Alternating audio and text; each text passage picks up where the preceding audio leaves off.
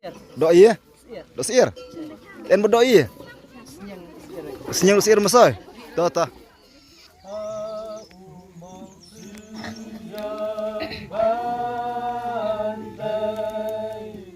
Men sim jong awat em anong rim krau bayai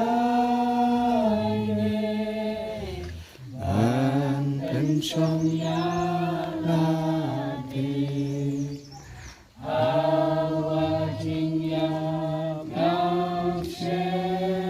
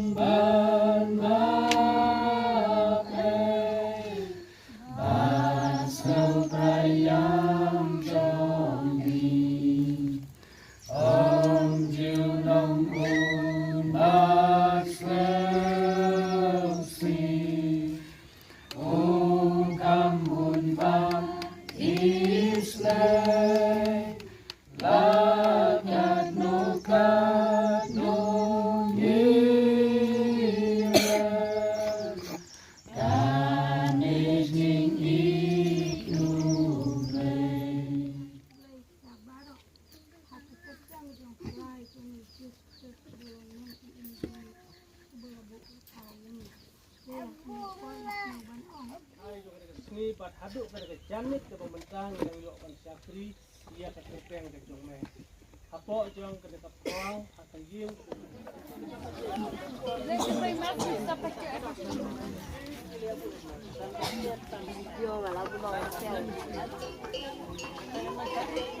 Iya teh? Doi ya? Do sir. En berdoi ya? Senyang sir masai. Tuh. Ay, kemen kena hadin belawajing sengyeng. I try ki penkrek ke sya ke jah. Kemen sibun ki kena. Rang baru mde ting kena. Kene gede ke ba ki jumlen ha ki longyeng hadin ba lawajing sengyeng ki ju penkrek ke jah ke sya. Don ki babun ki ai tang da ka sya ber ki jingbam. Lagi don katuk ne longyeng ki ba ai tang da ka ketuk negi ba ai sya barja dari ba khambun ni ka kalau ki ai da ka sya barki jingbam yale caprain roy ngadi pakro ba jadi kira